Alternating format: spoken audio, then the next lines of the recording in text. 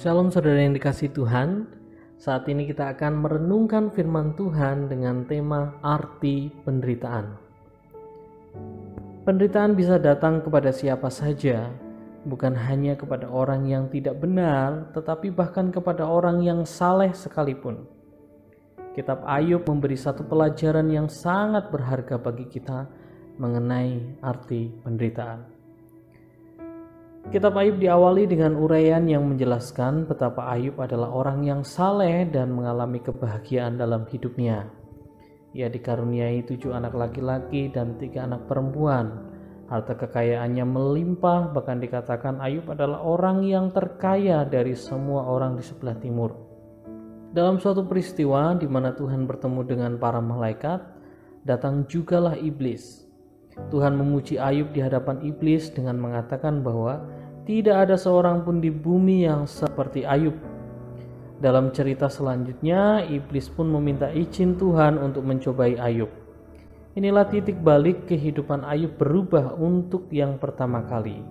Dari orang yang mengalami kebahagiaan menjadi orang yang sangat menderita.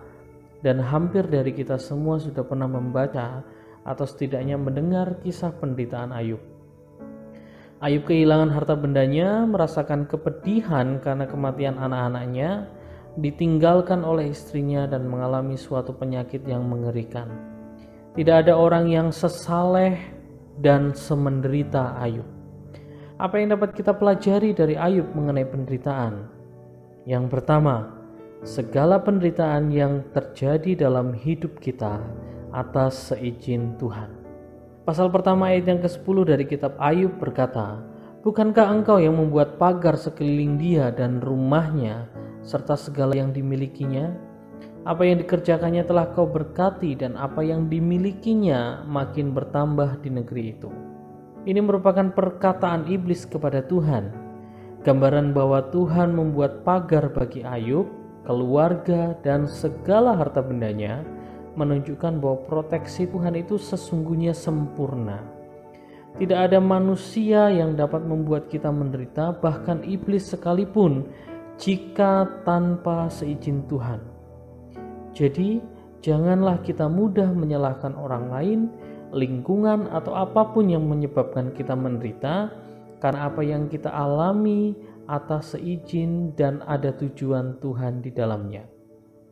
Pelajaran yang kedua yang dapat kita ambil, selalu ada 2 kepentingan di balik penderitaan yang kita alami. Pasal pertama ayat yang ke-9, lalu jawab iblis kepada Tuhan, "Apakah dengan tidak mendapat apa-apa Ayub takut akan Allah?" Kepentingan pertama yaitu kepentingan iblis. Iblis ingin menggunakan penderitaan untuk menarik kita jauh dari Tuhan. Dan kepentingan yang kedua ialah kepentingan Tuhan.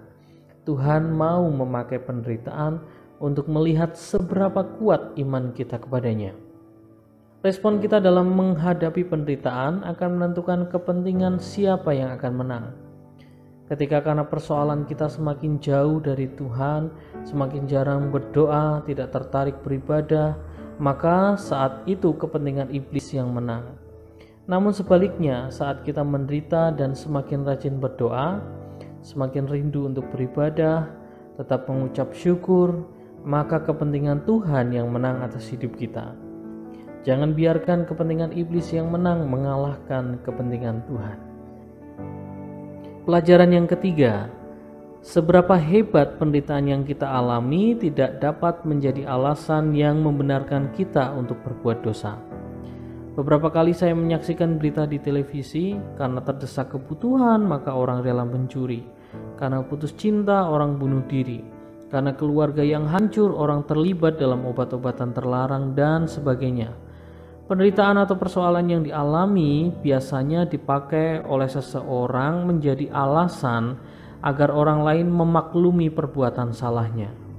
Saya tidak dapat membayangkan betapa menderitanya Ayub, namun sekaligus dibuat terheran-heran karena di tengah penderitaan yang ia alami ia tetap saleh. Janganlah bersembunyi di balik penderitaan yang kita alami untuk membenarkan perbuatan salah kita.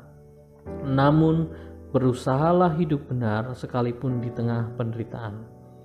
Pelajaran yang keempat, Tuhan sanggup memulihkan, hadapi penderitaan dengan ketabahan. Pada akhirnya Tuhan memulihkan kehidupan Ayub karena ia tetap saleh.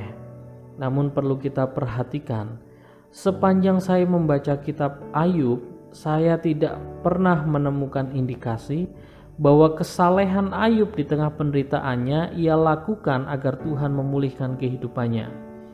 Namun sebaliknya, saya melihat betapa ikhlasnya dan tabahnya Ayub menerima penderitaan yang dialaminya. Hal tersebut dapat kita ketahui melalui ungkapan yang keluar dari mulut Ayub kepada istrinya di pasal 2 ayat yang ke-10. Apakah kita mau menerima yang baik dari Allah tetapi tidak mau menerima yang buruk? Tuhan sanggup memulihkan keadaan kita menurut kehendaknya. Namun jangan biarkan kita kecewa kepada Tuhan karena menunggu lama pemulihan tersebut. Mari kita belajar dari ketabahan Ayub dan tetap percaya kepada Tuhan bahwa apa yang terjadi dalam hidup kita ini untuk kebaikan kita. Tetap kuat dan percaya kepada Tuhan di tengah persoalan atau penderitaan yang mungkin sedang kita hadapi. Ada tujuan Allah di setiap hal yang kita alami. Selamat beraktivitas. Tuhan Yesus memberkati.